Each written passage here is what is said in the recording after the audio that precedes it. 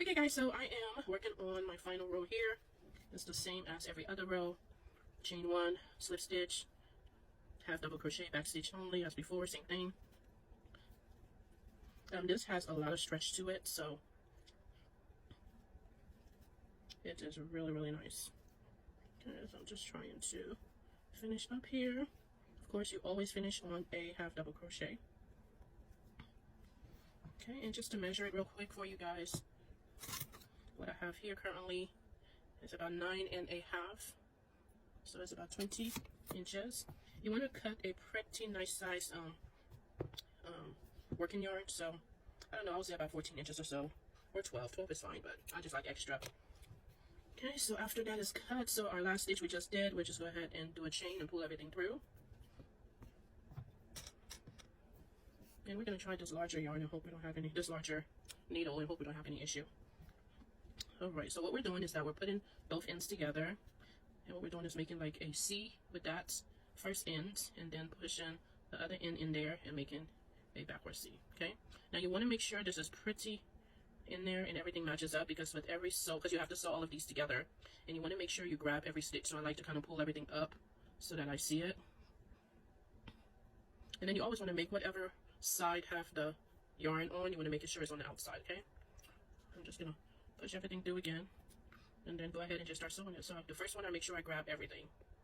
So I want to make sure I grab that one right there and kind of push it through. Make sure I go through all four. Ugh. I kind of thought that would be an issue. Let me go ahead and switch out to a smaller needle. Okay, I didn't want to use this needle because it's a little small, but I think we can struggle and get the yarn in there. Okay, so let's do that again. Make sure everything is pushed in there right. Okay, make sure you're grabbing everything. Okay, I like to go through a few times at the end, because usually with any work, the end part always get the stress, but I'll come back a few times. So you just want to continue going in and out of that.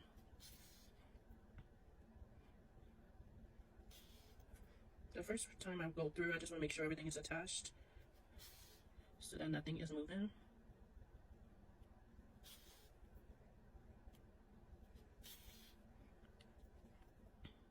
And then with this end as well, I'm going to go through a few times.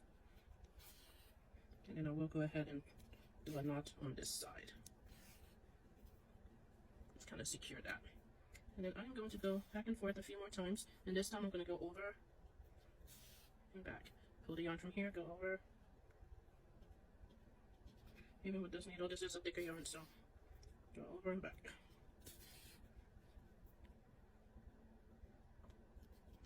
And every few times I'll go ahead and make a knot just to secure it.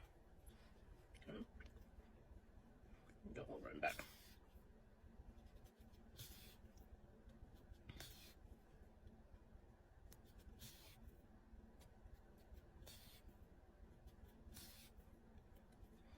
See, that's why I like to leave a reasonable amount of sewing yarn.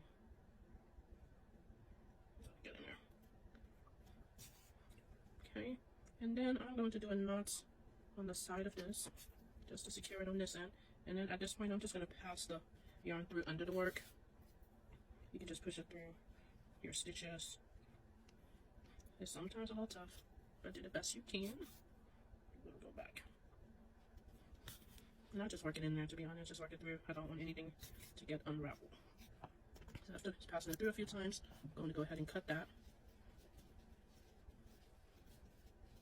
And then I like to kind of do that action because it loosens it up and it makes the back more flush. So I just do that. So you see it gets flatter. And yeah, so you have a beautiful twisted ear warmer. So what I'll do is that I will get this on a mannequin and attach a picture to the end. Thank you so much, guys. Have a great day.